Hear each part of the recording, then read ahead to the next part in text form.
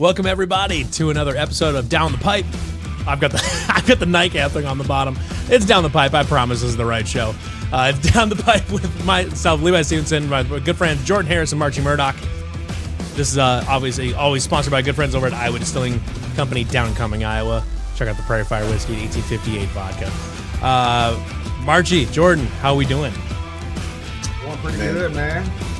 Man. Getting ready for this last week of July and getting ready for the season, man. Yeah, man. Doing good, man. Just like Jordan said, winding down, getting ready for the season to start. So it's a fun time of the year. Absolutely, and I was given the wonderful privilege by my good friend Jake Brown last week of being able to join him on an interview with Jimmy Rogers and defensive coach Ross Watson last week. We got to talk about 45 minutes each to them, about 2 hours in total, and it was a fantastic time. So I'm all the way in football mode now. This is great. We're on now part 3 of our season previews. We did the roster a couple weeks ago and kind of projected depth chart. Then last week we previewed last week we previewed first 3 games of the season: SEMO, Iowa, Bowling Green. I'm all over the place right now. This week we are going to. What was that? You're on cloud 9 right now. I know. That's exactly right. I'm all like hopped up on the Kool-Aid right now.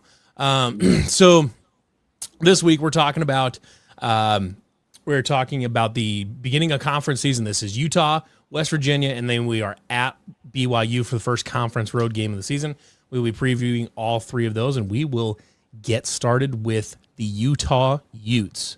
Last year, Kyle Whittingham took the Utah Utes nearly to the Big 12 title game, but ended up not quite making it there. Much improved after their 2024 season. When that was their first season in the Big 12, and you could tell that they were really struggling. Obviously Iowa State went in there and put on a good game with them, even though they had kind of a weird quarterback thing going on. But a much better season last season, and a big driver of that was their quarterback Devin Dampier, who was a New Mexico transfer, came in, and him along with the running back Wayshawn Parker had a phenomenal season. They were really, really elite rushing the ball, especially the passing offense was fine, but they were a very, very good running offense coming into this season. Big personnel changes for them up front, in which they lose all 5 starters on the offensive line. But this is Utah; they will have a decent offensive line. Sneakily they are up there with like the Iowas of the world as far as just consistently having a good line. Utah is right up there with them. And I know Jordan, you did some scouting on the Utah offense a little bit. When you're looking at this, and this is the 4th game of the season for Iowa State, so we should have at least a little bit better idea what they're going to be doing here. We'll have a decent idea of how this 4-2-5 can be working, what the nickels can be, like how the nickel factors into all this. This would be a game where you might be using a QB spy fairly frequently, and there'll be enough quarterback designed to run in this where, if you're looking to defend a rushing attack like this, where it's not just coming from a very, very good running back, but also a very good running quarterback, how would you look to defend this Utah team? Yeah, with this team, the quarterback, man, my hat's off to him. He's a pretty good player. But as far as defending him, I think he wants to throw the ball. He wants to sit in the pocket. If he had to choose, he wants to sit in the pocket and throw it. But with us transitioning to a 4 down, I think we're going to be able to get some pressure on them and get them to break the pocket some type of way, and we have a quarterback spy some type of way. We got to have eyes on them. But I honestly think that I know his last year, the 835 rushing yards. I don't think all of those wasn't quarterback design runs. He kind of made plays like escaped in the pocket and things of that nature. But I honestly think we'll be fine with the 4 down. We're bringing 4 to him this year, so I think we'll be fine. Just have a spy on him and make him beat us with his arm. Yeah, and which will be a little bit of a change of pace for them too. They do bring in a new offensive coordinator. Their offensive coordinator went to Michigan with Kyle Whittingham. and they brought in Utah State's offensive coordinator from last season, along with another receiver from there. Kevin McGivern is the name. He was at Utah State's offense was under Bronco Mendenhall, was quite good last season, and he's bringing that into now, and he's got obviously a lot better personnel at Utah to work with at Utah State. Good play caller. So I'll be curious to see how that transitions, because I mean, like you said, I think Devin Dampier wants to throw the ball, but I mean, he's a better runner than he is a thrower. I mean, just like even if he wants to be a passer, he's better with his legs than he is with his arm. Yeah. Marchie, when you're looking at Utah, you know, I would say it's going to be bringing in a little bit more heat, and you're going to be in heat. You know, Dampier will almost certainly be able to get out of the pocket and figure something out here. You know, how much are you thinking that are you trying to lean on, you know, are you trying to lean on just bottling up Wayshawn Parker and just like be okay with Devin Dampier doing what he's got to do, or how do you balance that? I think against a great offense, the key is to take away the main thing that they would like to do.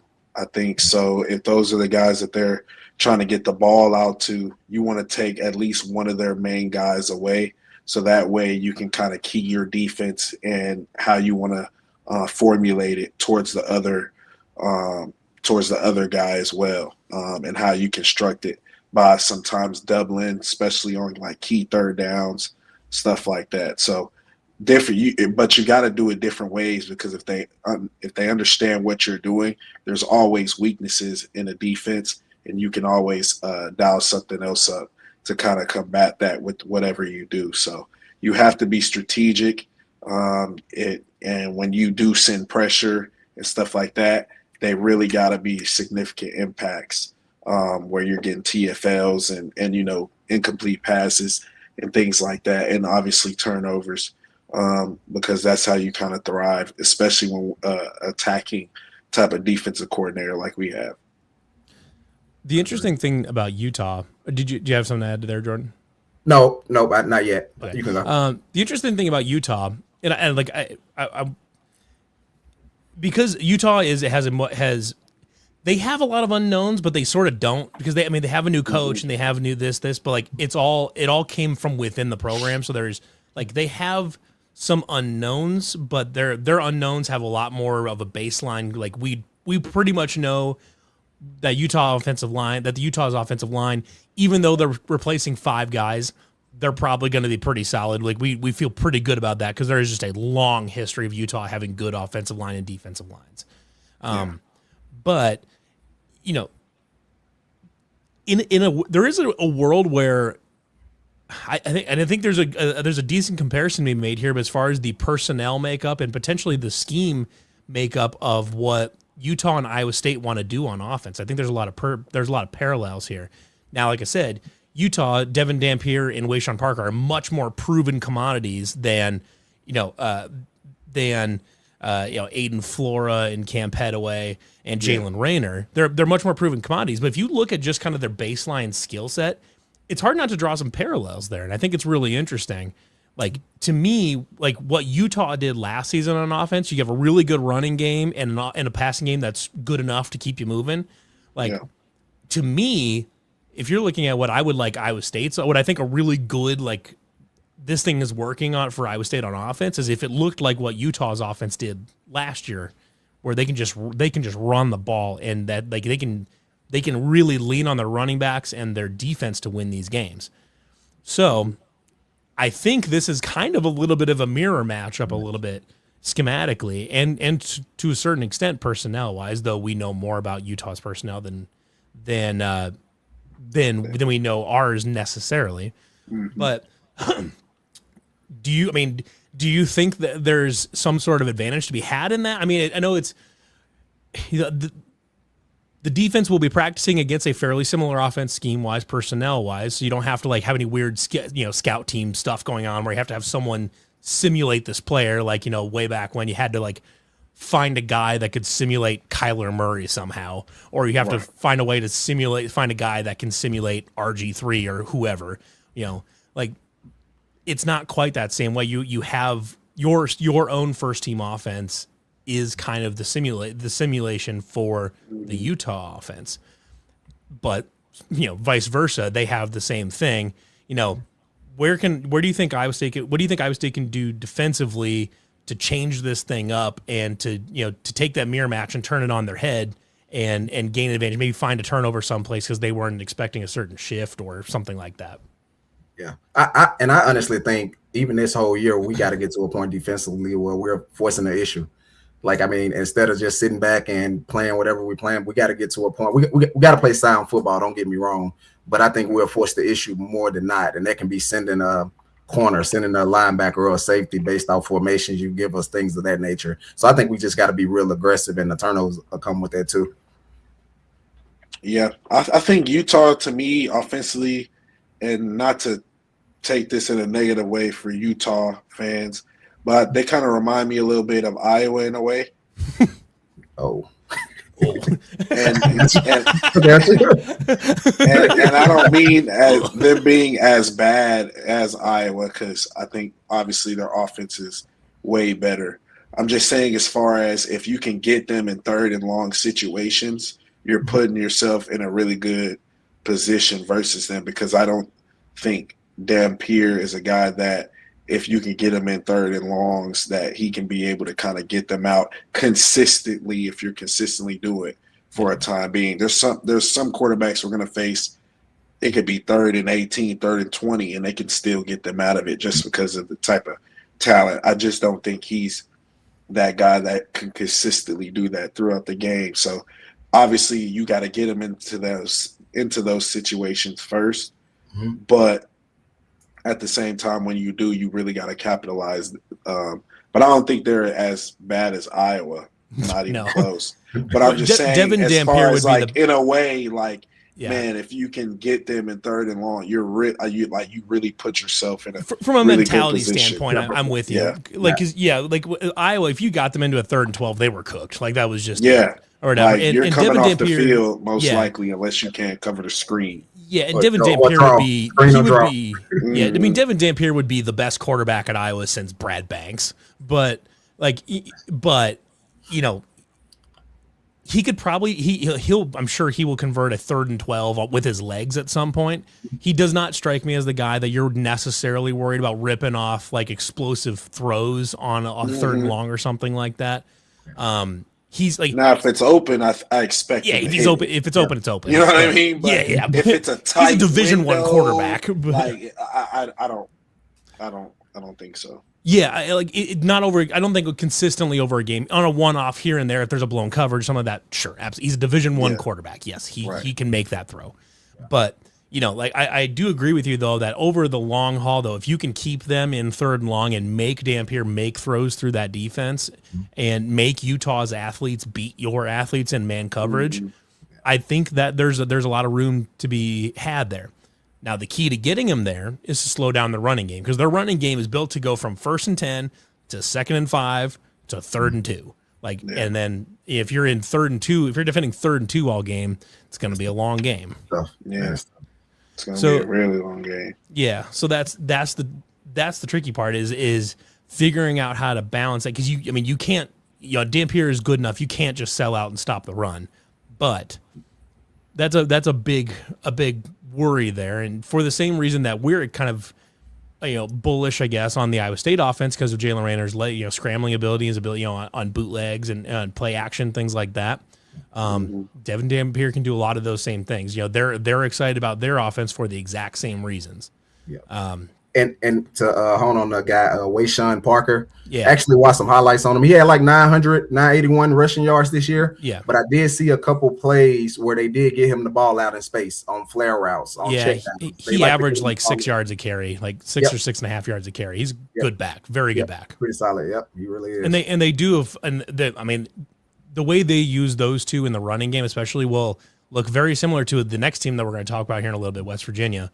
As far as how they use their quarterback and their running back together in the run game, is dynamic and can be really, really difficult to stop if you can't find a way to bottle up that running game. Now, switching to the 4 down front is supposed to help with that. muddy up the line of scrimmage a little bit, help them shoot a gap, find a tackle for loss here and there type of thing. Make them decide to run it on 2nd and 12 instead of 2nd and 5. Let's move over to the other side. Utah's defense. Utah has always had a solid defense. They will continue to have a solid defense, especially in the front 7. Now their secondary is a little bit more of a different situation. They lost a ton in the secondary. We'll talk about that here in a second. But Utah they're always very solid up front. They will continue to be there. They did pull in a couple impact transfers along there. They got a transfer from Wyoming and another one I'm trying to find it again. They had another one from North Texas as well. They've got some interesting names there. But they did lose John Henry Daly, he had 11.5 sacks last year. He went over to Michigan with Kyle Whittingham. They were okay. They were pretty good defending the run 2 years ago. Last year, they were not very good defending the run at all. They allowed over 200 rushing yards 5 times, and which is a big step up from Utah. They only did it once in 2024, and they didn't even in 2023. Now this was their last year in the Pac-12, but in 2023 they didn't allow a single opponent to even hit 150 yards, much less 200 yards.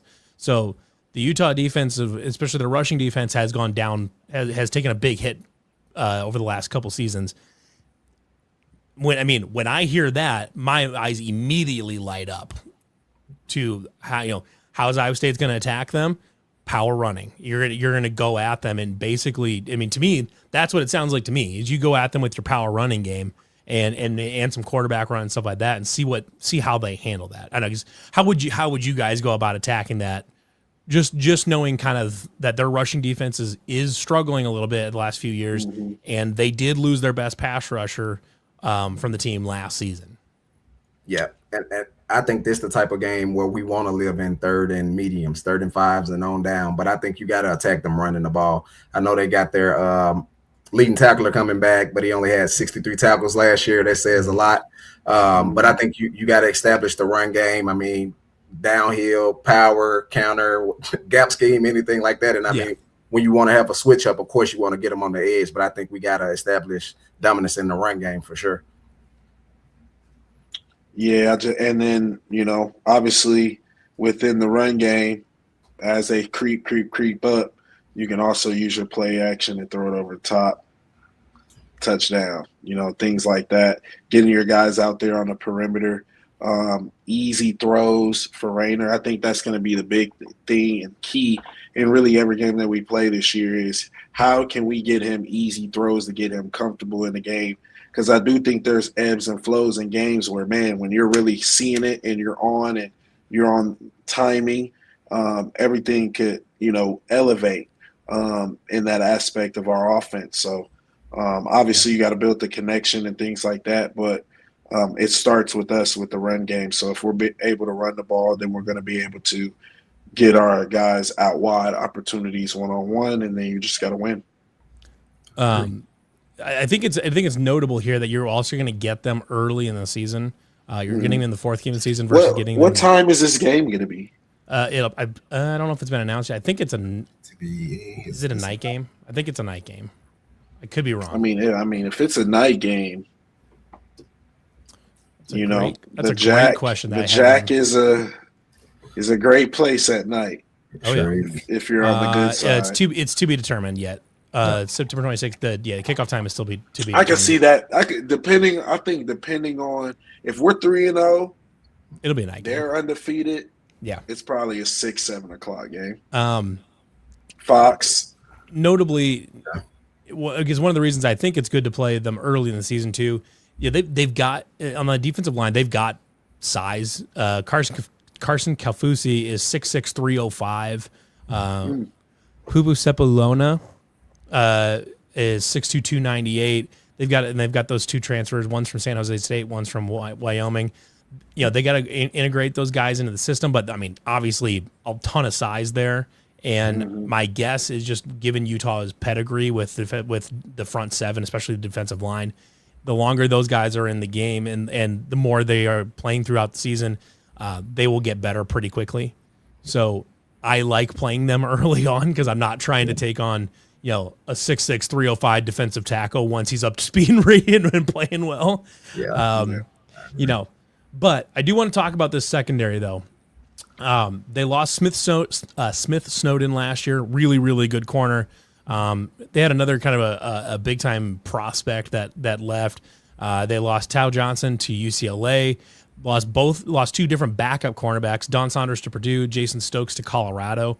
They are depleted at a lot of this secondary, and they're breaking in new talent, breaking in transfers, things like that. I know Iowa State will be a run first offense, and you like the idea of really challenging this Utah front seven to see if they can figure out how to stop the run, unlike they did like they couldn't last year. But how much do you try it early on?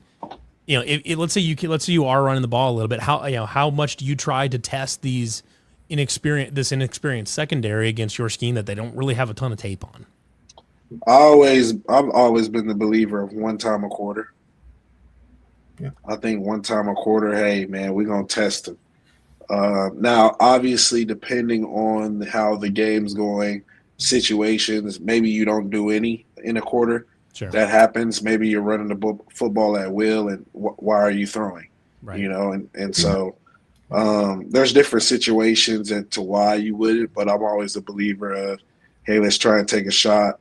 Let's try and put pressure. Let's don't have these guys on the back end just kind of not feeling attacked. I think, and what I believe in is if you can attack the ball downfield early, that at least starts to build some type of cushion for the underneath stuff as well. If you can show that you can run it with pace down the field, full speed, and get them to open up their hips.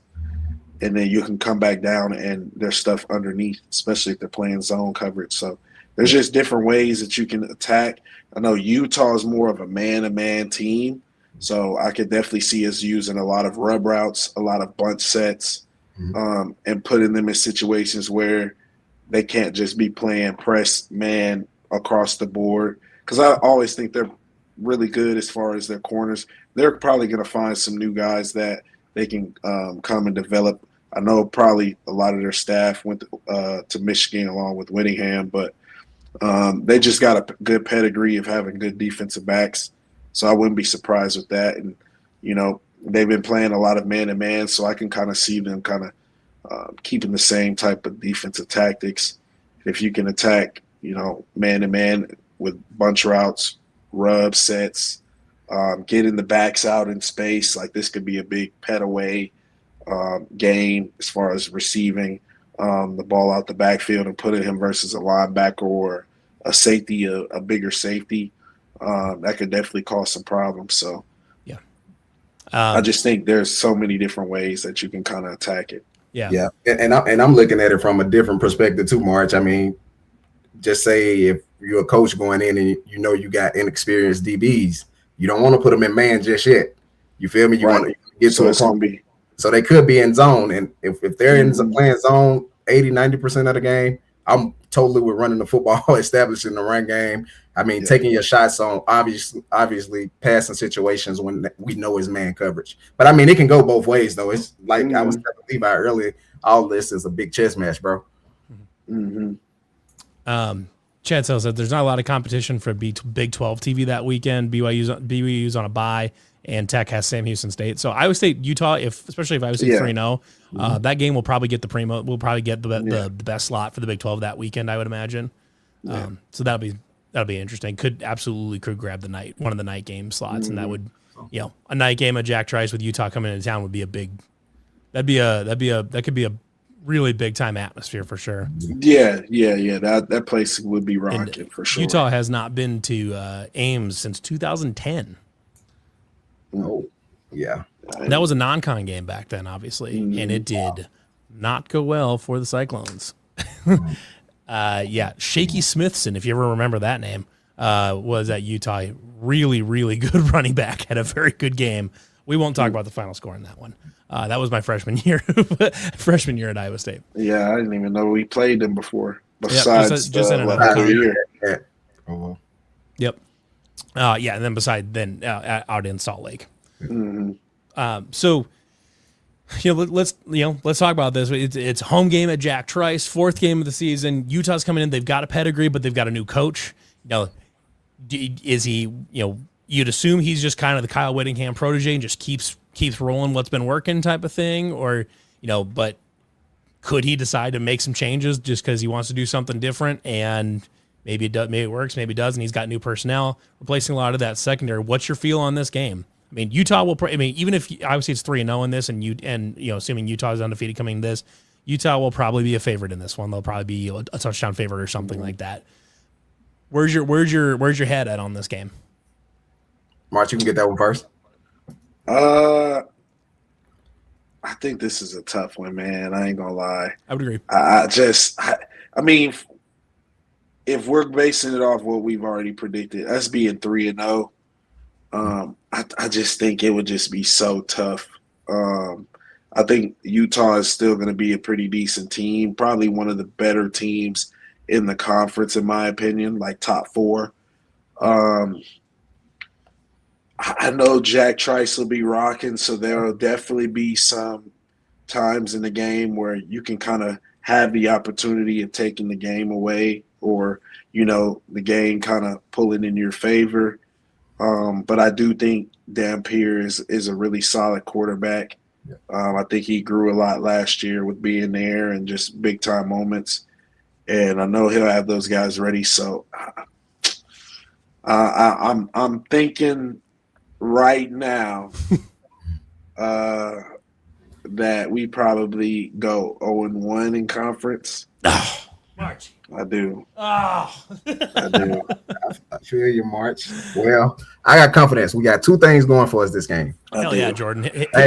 We in the Jack, and we got Cal camaraderie. Because I can't see Dampier just coming in there putting up hella points. You feel me? So I think it's going to be a close one. It's going to be a close one. Yeah, it's just. I'm with you. I feel you, though. I want nobody. Everybody knows I want nothing more to be 4-0 and starting off 1-0. But I'm just like, man, it never goes out that way. I mean, not like that. You know what I mean? The first year, I mean, I'd be shocked. I'd be shocked. So I'm thinking if I'm going to give us the Iowa win, then I'm going to give us the Utah loss. Because I think if we lose to Iowa, I think we could mess around and that could fuel us versus Utah.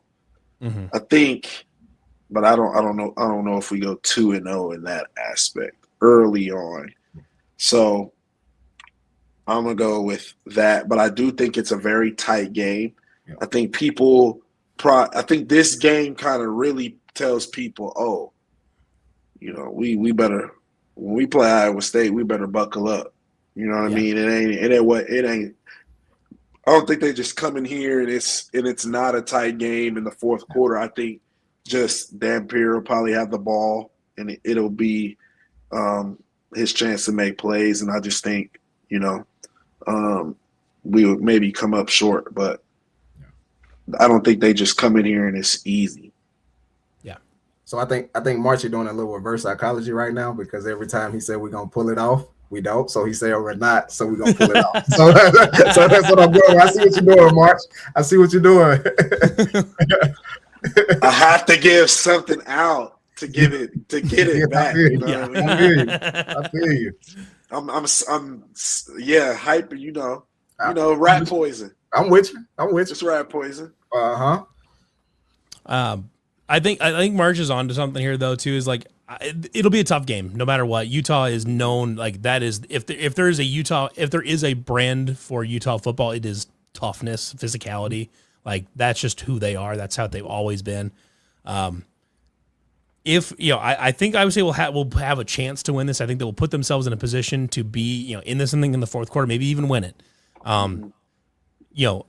Assuming Utah continues to be a rock solid football program like they have always been, It'll be a tough one.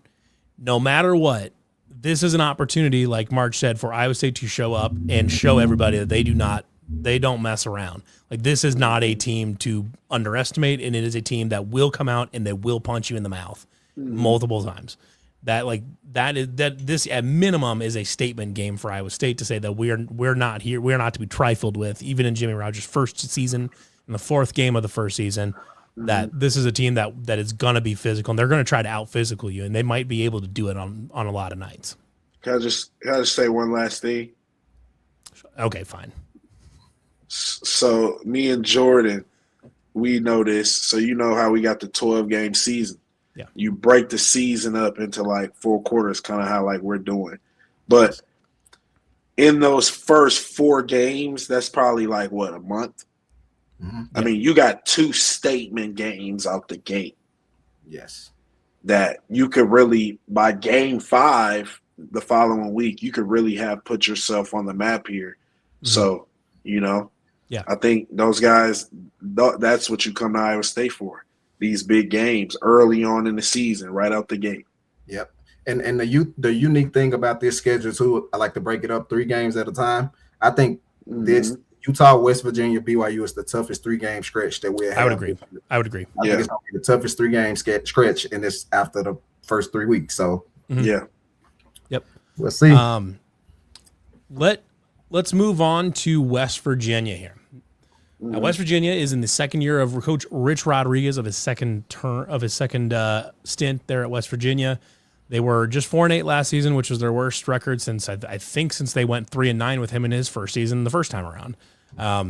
But they did show some promise. They were able to run the ball a little bit, and based on past tenures, the second season is where when he can especially get his guys in there and get personnel that fits what he wants to do in there. That's when Rich Rod's teams tend to take off and start. You'll either know pretty quickly if they're going to be good at some point or if they're just never going to get better. This is a team that their defense will be serviceable, and we'll talk about them in here a second. But the offense should scare you a little bit. Yeah.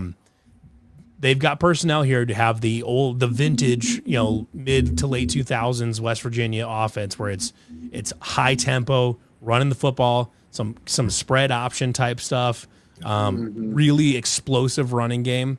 It's going to be led by Michael Hawkins at quarterback and Cam Smith at running back. And Cam Smith. He's a transfer from Cam Cook, not Cam Smith. Cam Cook. Get my cans mixed up. Cam Cook, he was at Jacksonville State last year under Rich Rodriguez. He had like 1,800 yards last season at Jacksonville State. This is an offense that is basically tailor-made for him, and that is why he followed Rich Rodriguez to West Virginia. This is going to be an explosive running game pretty much no matter what. Now, how their ceiling as an offense will be how much Michael Hawkins' how much pressure his arm can take off of the running game when they need it to. But, Jordan, if you're going to defend this offense, how are you approaching this if you're Jesse Bobbitt? Because this is going to be a unique attack, even different from Utah a little bit, where they have a guy that you're comfortable throwing the ball, even if he's probably a little bit better runner. Michael Hawkins is a running quarterback that can make a few passes, make a few throws here and there, but he's going to be they will run him as a QB designed run pretty frequently alongside Cam Cook. How would you look to defend this type of spread option, fast paced running attack? It's easier said than done, but we literally got to load the box and make Hawkins beat us with his arm. Just like what I said last game. But as far as watching Hawkins, I mean, even when he was at OU against a 4-down Marchie, as soon as the ball snap, the pocket opens, he's stepping up and running. So he's looking to run the football. So I think we got to play some gap sound defense, make sure every gap is accounted for, and make sure we got a guy accounted for the quarterback every play on the run. But, yeah, I just say load the box and make him beat us with his arms. With his arm. Yep. That's what I'm thinking, and capitalize on the broken plays, because this is the kind of quarterback that can build confidence through a broken play. If he started off 3 or 10 and get in the pocket, scramble, then hit a 20 or 30 yard bomb, his confidence to go up. So I just think make those This is another team that I think if you can keep them in long downs, you're going to be in much better shape. Mm-hmm. Yeah, you want to squeeze that pocket, keep him in the pocket, and pass in situations when he chooses to pass. Mm-hmm. You don't want the defense to even, get around too much. Just stay in front of him, keep and squeeze the pocket. Different things like that. Yep. And one more other thing too, make them get in obvious passing downs, because with this kind of running back, man, you don't want to be going against them in third and shorts or third and mediums, because they can easily run the ball. So we want to get them in obvious passing downs and then do that, what you talked about, March. Mm-hmm. Jordan, did you ever have to play against like a true option team? Not like a Navy Army option team, but like, a spread option type of team like this? Yes, TCU did it a little bit with Trayvon Boykins. Oh, sure, yeah. You got a chance to play against them. So what, like playing middle linebacker against a Trayvon Boykin, obviously really, really good player. What's your biggest concern, like as a linebacker, when you're facing that kind of when you're facing that kind of an offense, and it's not just this running back's really good and he can fly. It's this quarterback's a really good runner, he can fly. How does your defensive assignment change in that defending that kind of a system versus defending something more like, I don't know, let's see what Oklahoma State's going to throw out there, where they're going to really be throwing the ball around the yard a little bit. Yeah, so I think when you're playing quarterbacks and a running back like this, the biggest thing is to do your job every play. I mean, as a backer, we know we were responsible for dives sometime, and if we got a guy crashing down, we'll have to rock out and get the quarterback.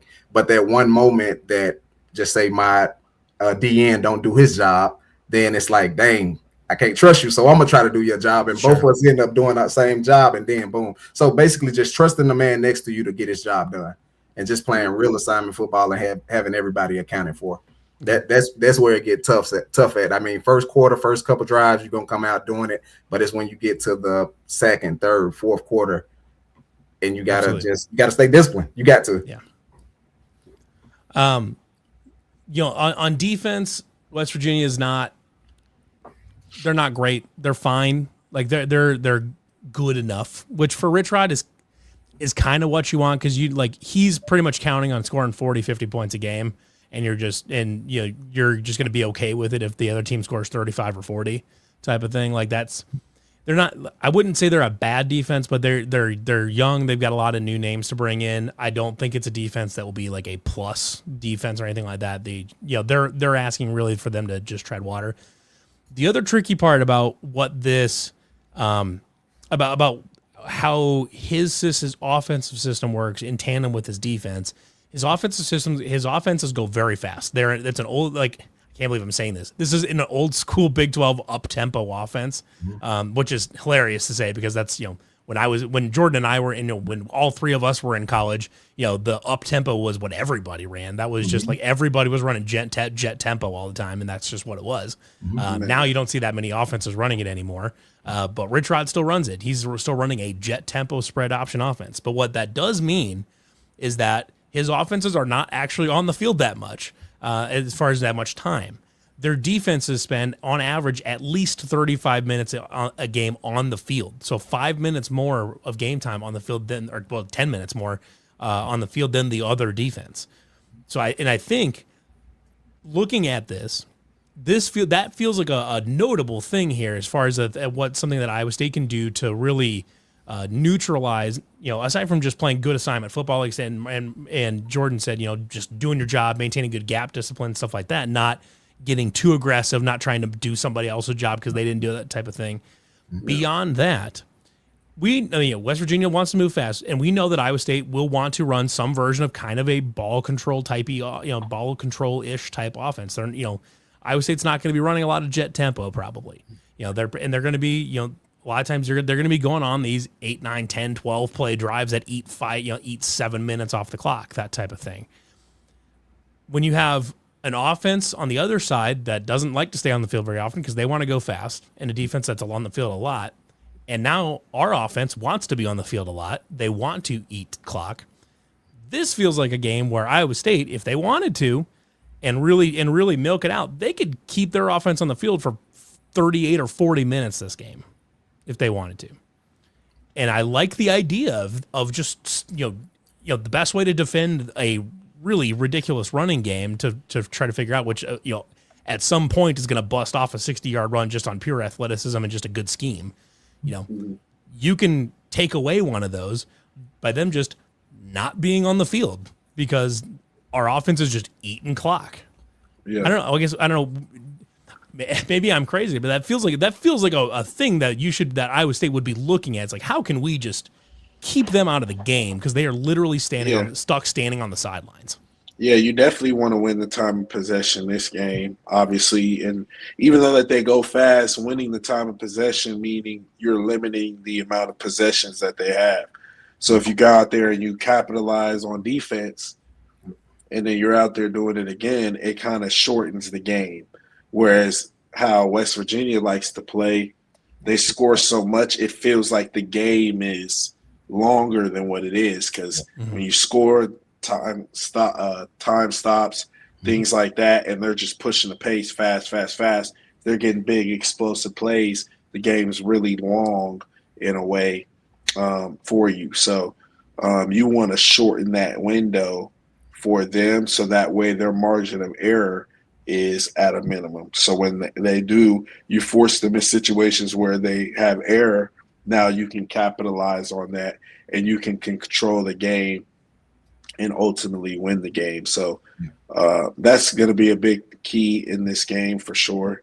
But also us even capitalizing on those big explosive plays for us, just because, even though they're going fast, hey, if we got opportunities to score, whether it's the first, second, fourth play of the drive, man, let's go do it. Because, again, even in this game, you could be up 2 touchdowns, but you can't really feel comfortable because they're an explosive offense and things like that. But I do also think if you can get up 10 to 14 points in this situation and you're running the clock and now you're forcing Hawkins to throw the ball and win them the game throwing, now you're putting yourself in an elite situation to come out of that game with the victory. Yep, I totally agree with you on that, March. And with us, as far as controlling the time of possession, I think this game we will do that. But on our successful drives on offense, they have to be touchdowns in this kind of game. Like 3 points ain't gonna get you. I mean, of course, if it's almost the end of the game, yes. But like during the whole course of the games, we got to be cashing in and getting touchdowns because the way this offense roll, one blown coverage, boom, 7 in probably 30 seconds. So we got to capitalize and get touchdowns this game for sure. And this is a team this is a West Virginia team that's built to really capitalize on if your defense is not sound and they're not taking care of business basically. They're against a defense that is disciplined and is where they need to be all the time. They're not taking silly penalties. Eventually they're going to run into a spot where they just can't find room and they're going to be in a 3rd and 10 because they're just not getting push on the offensive line or something like that. Yeah. But if you eat bad penalties, just eat silly penalties, procedure penalties especially, you have guys that are just getting too aggressive and they're trying to shoot gaps. Like early on, if you get some success early on in slowing them down, making sure not to then just say, oh, I can push a little bit further and I can try. Now, like I've got good gap discipline, but now I can be in my gap and I can just shoot it a little bit early. Well, if you're wrong, you're wrong. You're really wrong. And it's not getting a little bit, not trying to take, getting the inch and trying to take a mile. You just keep taking an inch at a time type of thing. That's learning when to reel that in so you're not getting over aggressive. And even when you do have early success, not overextending yourself, I think will be critical in this one. Because this is a team that if you let West Virginia play with a lead, you're going to be in trouble because they will run the ball. And they will run it on you. They just at a certain point they're gonna get theirs on the ground. Now, how much they get through the air will depend on what you give them. But if you can make West Virginia play from behind, they're gonna be in a tough spot because they're not built to throw the ball down the field very well. So it's kind of a cliche and it's very obvious. Like, oh yeah, get out to a fast start. But this is a game more than most where if you can get out to a fast start and you can just sit on the ball, eat clock, just keep their offense off the field. Don't let them hit explosive plays to come back. Yeah. You can ice away this game early, in the third quarter or something like that, and where they're really just playing catch up a lot, and you can just sit there and just eat that clock and win the game going away because they don't have the pieces to be explosive when they need to be in the right ways. Yeah, that makes sense. That makes perfect sense. So this one's at home too. This one's at Jack Trice Stadium. Home game against a team that you have a good schematic matchup with. I think this feels like this should be a win. Yeah. If it's not a win and Iowa State drops to 2-3 here or something like that, obviously it all depends on what it looks like. But I think if you're at 3-1 or if you're at 3-1 or better, even 2-2 or better here, you should beat this West Virginia team. Yeah, you should. Yeah, I think you're a little disappointed if you lose this one. Yeah, no doubt. I would agree. No doubt. Let's move to our last matchup here. Now, I would argue this is probably safely the most difficult game on the schedule. This is going to Provo to play against BYU. Mm-hmm. BYU was in the Big 12 title game last year. Came up just short, but Kalani Sitake is back. Bear Bachmeier is back. They brought back a whole lot of their pieces. BYU is once again one of the favorites to win the Big 12, maybe the favorite to win the Big 12. Well, depending on how Texas Tech is. Nobody really knows how good they're going to be exactly because of their quarterback situation. But BYU, everyone pretty much knows that BYU is probably going to be pretty good. Bear Bachmeier was really good as a freshman last year. I was surprised how good he was. Like, they came to Ames. Now, granted, Iowa State should have beat them in Ames. No question about it. Iowa State should have beat BYU and probably should have beat them by multiple touchdowns. But multiple mistakes on the defense. And Bear just making some really good plays down the field on a couple spots. They earned it, but Iowa State should have won that game. Now you go to Provo, tough place to play. You're at altitude. What's the best way? At this point, we're assuming this is still upset territory. I don't think any of us right now are predicting Iowa State to be 5-0 heading into this game. If they are, great. I'm talking all sorts of crazy shit on Twitter. But if assuming we're not quite to 5-0 yet, maybe you're 3-2, maybe maybe you can be 4-1, which would be fantastic. How are you approaching a road game like this to try to go get that upset on the road, knowing that BYU is just a rock solid team everywhere? I mean, they can. Bear Bachmeier is a good quarterback. He doesn't turn it over a lot. They've got a good running game. They've got a really good defense. They've got a good head coach. They don't really mess up a whole lot.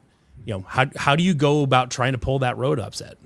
It's of course then LJ Martin will be back this year, right? LJ Martin is also back, and he is the reigning Big 12 Offensive Player of the Year. Yeah. Very good running back. Yeah. This is a game where you got to go in and block out the noise and pay attention to detail. Well, you got to be so detail oriented this game. Like, you got to do everything right to pull this one off. We almost got to play a perfect game to pull this one off. But it can be done. It can be done. But we just got to go in. It's going to be an emotional game. Of course, emotions going to go up and down. But I think at Provo, you got to stay in the moment.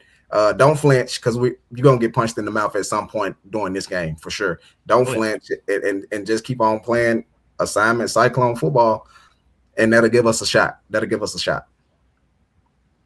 Yeah, I just think these type of games, you just got to take it one play at a time.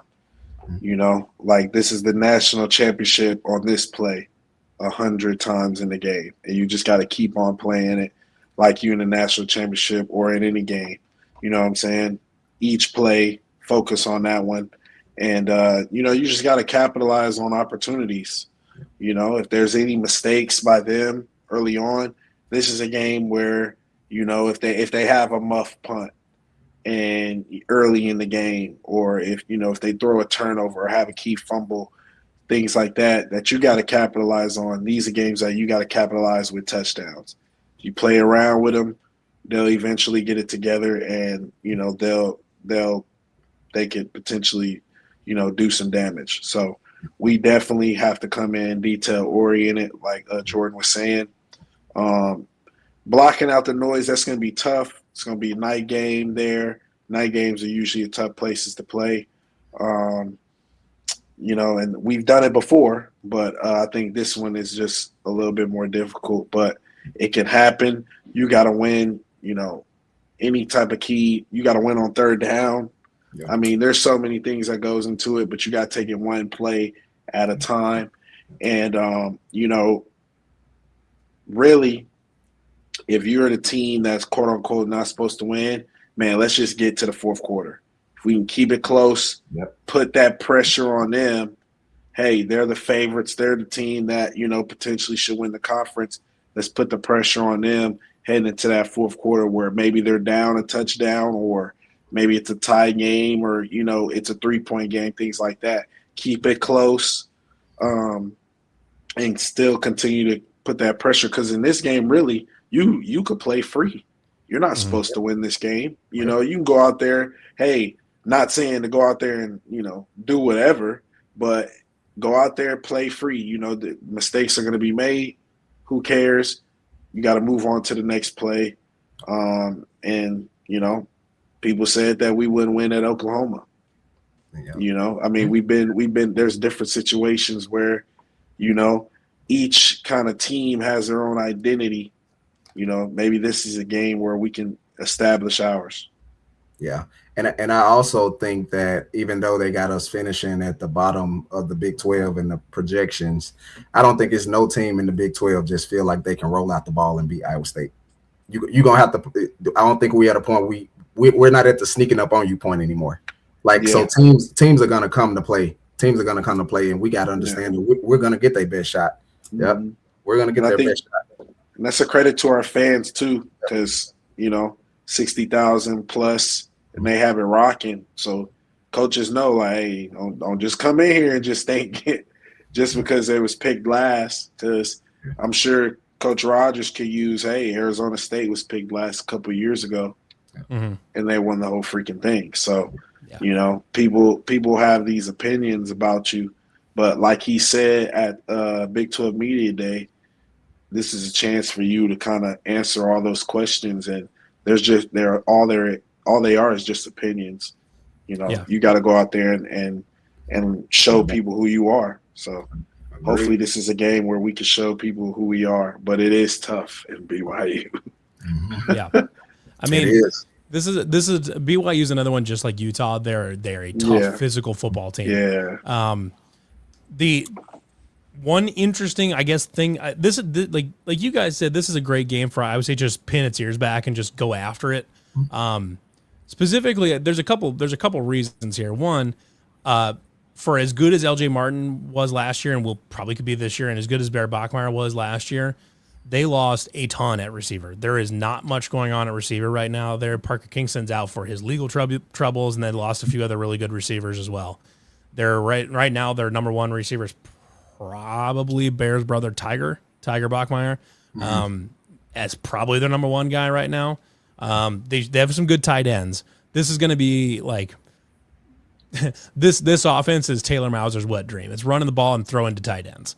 This is, it's kind of this feels like a game where if you can pick off a pass or two, like there was times last year BYU didn't have necessarily a turnover problem. But there were a few games, like their turnovers piled up typically. Yeah. They either like had no turnovers or they had 3.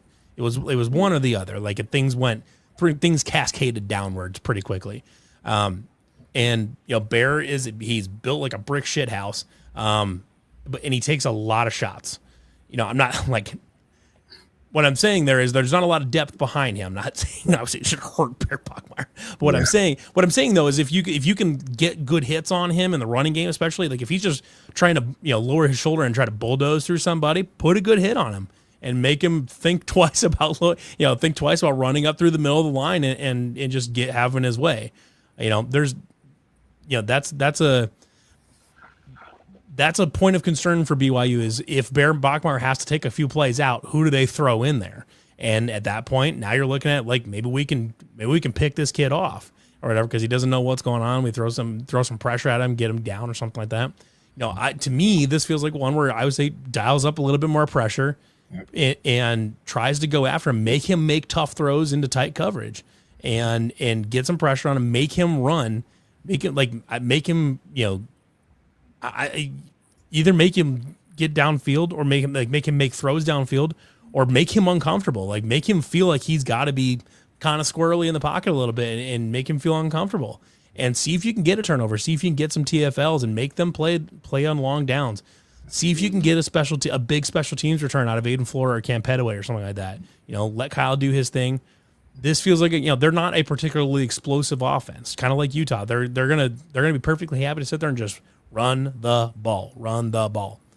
And playing with a lead would be incredible. I don't maybe you can do, maybe you can't. But like even if you can't, you're okay with, punting it away or something like that. If you can make them start at the opposite 20, that's a long way for them to march over and over and over again. And you're going to try to Iowa them to death, basically. Yeah. Just play good defense, win the field position game, get a couple turnovers, and just go out there and just win the damn thing any old way you can, type of thing. And it's just, to me, that feels like the method here. They're not, like I said, they're not a turnover heavy team necessarily, but when they do turn it over, they turn it over a bunch. Yeah, and if you can get them to turn it over a couple times, that's a big advantage for Iowa State going into this one, especially if you can take care of the ball. Totally agree, man. Yeah. Yep, totally agree. Is this game on a Friday? Yes. Oh, yeah, this is on a Friday night. Friday night in Provo. Friday night in Provo. And as we were saying, this is probably the toughest 3-game stretch on the schedule. These three teams all want to run the shit out of the football. And at this point, like if you can make it through these 3 games and do a decent job defending the run against these 3 teams, you're going to feel really good about defending the run the rest of the season. Like you're going to feel really good about it. Yeah. There is if you can defend the run against these 3 teams, there isn't a single team left on that schedule that you're like, ugh, I don't know. Yep. And these probably are the top 2 running backs too. We're playing. Oh, LJ Martin and Wayshawn Parker and LJ Martin are probably the 2 best running backs in the Big 12. Yep. Absolutely. So, I will say, hey, at least you ain't playing them in November. Yeah. Yeah. That's true. Now that get tricky there. That gets tricky. Yeah. So absolutely. At least you playing them earlier. It's gonna be decent weather, I'm assuming. About 70, 60, some along those lines. Mm-hmm. So you can use that. You ain't got to play them in November when it's freezing cold. I mean, I'm going into this with we don't need to win this thing. I'm not expecting them to win this one, but like I've said a million times, like I would say it is no longer in a place as a program where I look at any game on the schedule and say, no, there's no way they can win that. Mm-hmm. There's like even now in Jimmy Rogers' first year, especially after getting to talk to him a little bit last week and talking to Ross Watson last week and just how they approach things. Mm-hmm. Those guys are built to go into a tough road environment and take down a good team. Like they almost went into Oxford last year and took down Ole Miss with a Washington State team that was, bunch of duct tape put together or whatever, just trying to figure it out.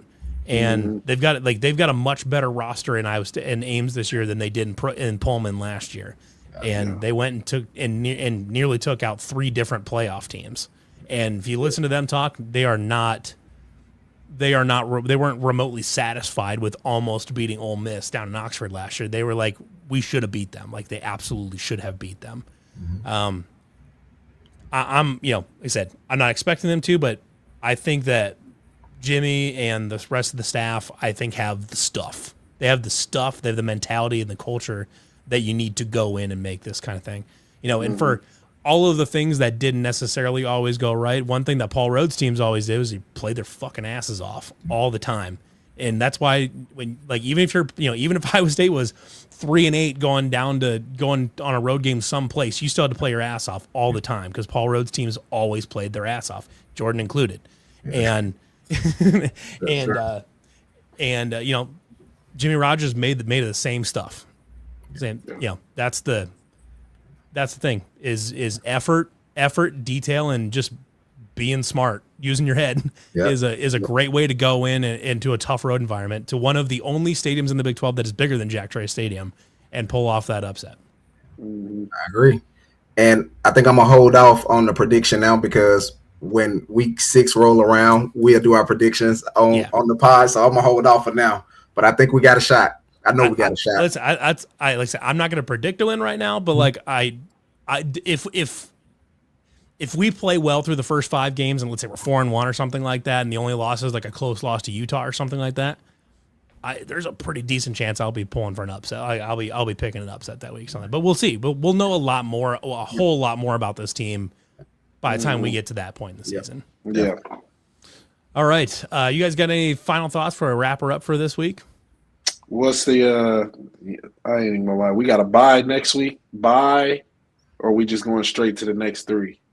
Do you need a bye week, March? Do you need a need a regroup week? We're 1-0 for the bye. Thank you.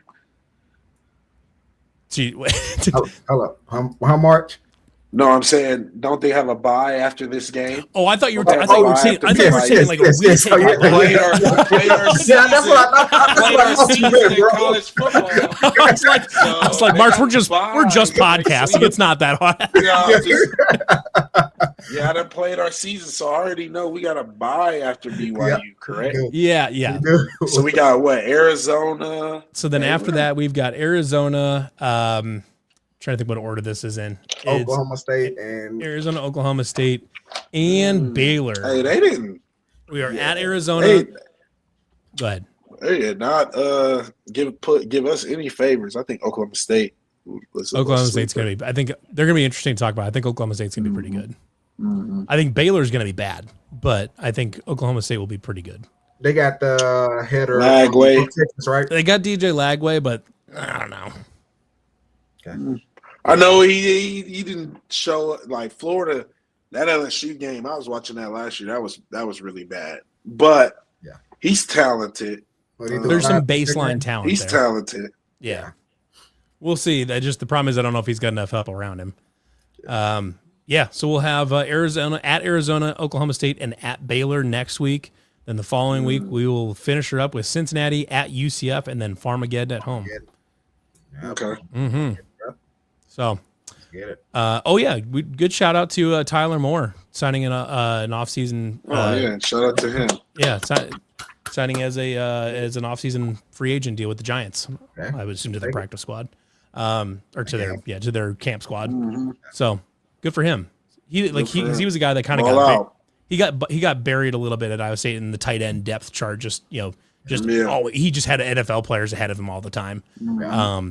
So I'm glad to hear that he got his shot there with the Giants. That's pretty cool.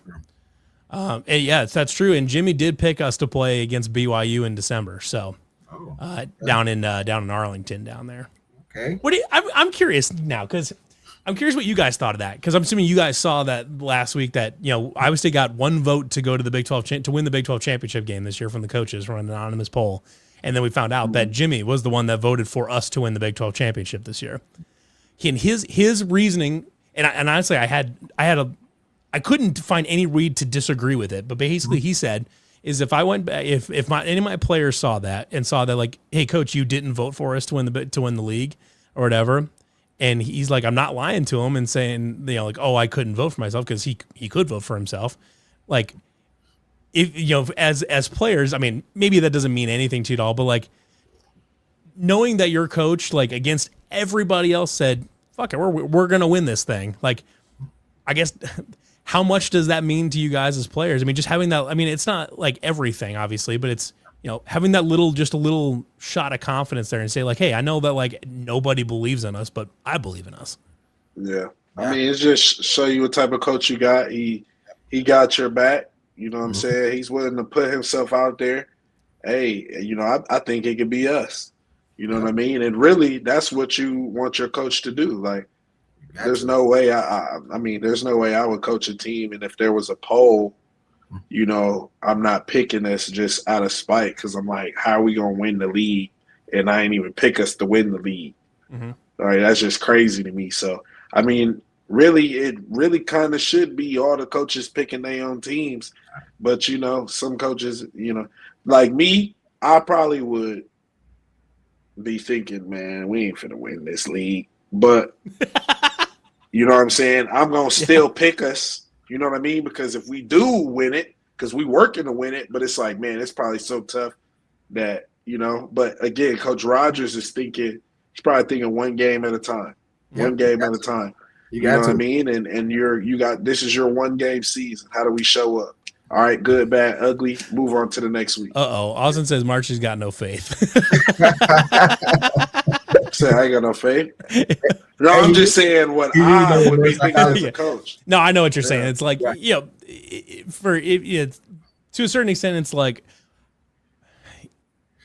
I mean, and the difference is we're outside of the program. We don't talk to these guys every day. We don't see them practice. I have no clue. I have no clue what's going on. Right. So for like, if one of us three was just approached on the street, we like, you know, I think we're gonna be better than people think we're gonna be.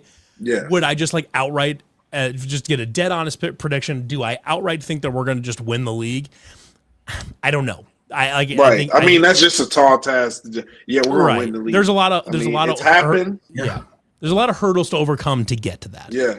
But I want to see us play first. And you know what? It really doesn't even matter if Jimmy truly believes it in his heart of hearts or whatever. I mean, I believe, but when I talk to him, I firmly believe that he does like deep down, deep into his soul. He's like, yeah, we can fucking win this. Absolutely. Yeah. Or whatever. Like that's, I think, and that's one thing I really appreciate about Jimmy is like when I got a chance to talk to him, it's like that he's just like, he wears everything right on his sleeve. If you ask him a question, he will give you the most honest, authentic answer he can possibly come up with. You will get no coachisms, no coach speak. He'll just tell you exactly what is in his mind right there. Like, and like, they don't sugarcoat anything. They just tell you.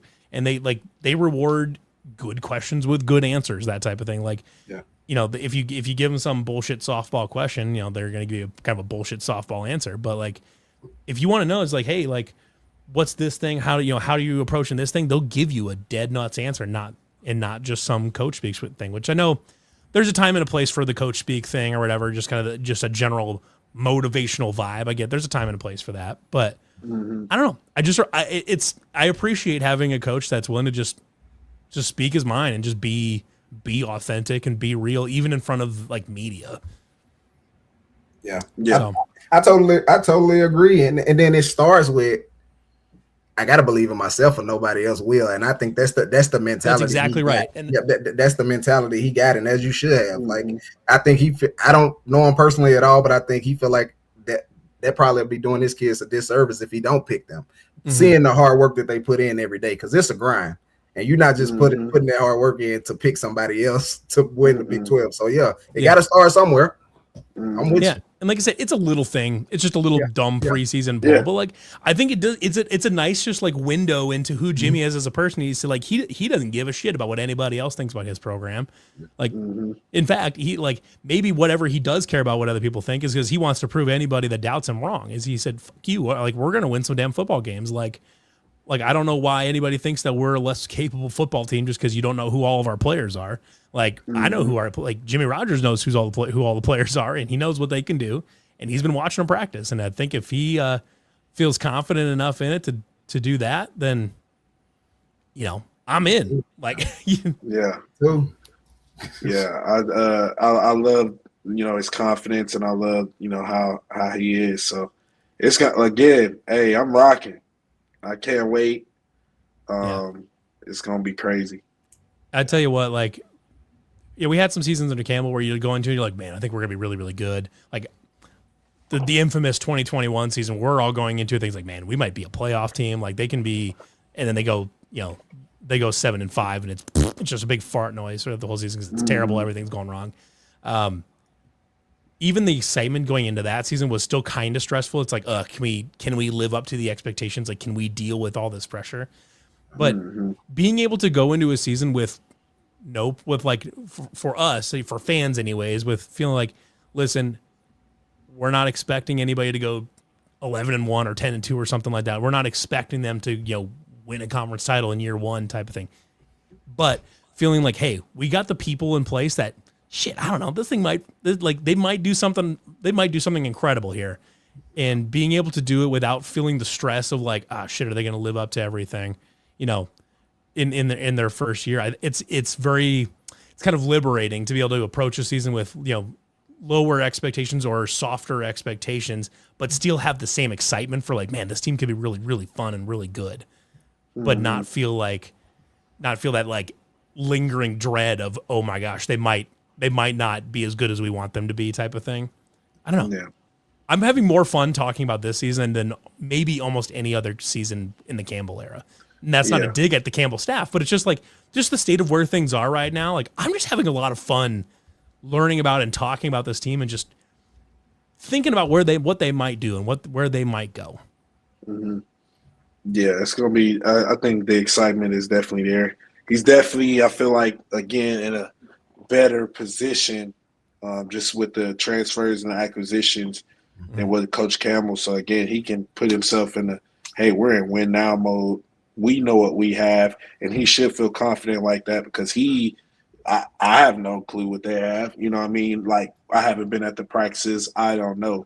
Obviously, Coach Rogers would know. So he has that confidence in the team.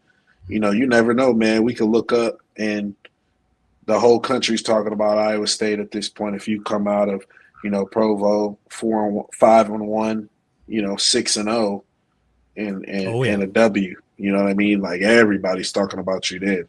Mm-hmm. All righty. Well, we'll get it wrapped up for this week. So thank you, everybody, for watching this episode of Down the Pipe, sent by our friends over at Iowa Distilling down in Cumming, Iowa. We will be back next week to preview the next 3 games on the schedule: at Arizona, Oklahoma State at home, then at Baylor, and finish up with a couple weeks. And then we're next week they start camp. So we're closing in on football season, guys. It's a good time. It's a good day to be a Cyclone. Every day is a good day to be a Cyclone. Just some days are better than others. So everybody, thank you for watching. For my buddies Marchie and Jordan, I'm Levi. See you guys again next week on next week's episode of Down the Pipe. Same time, same place. Later.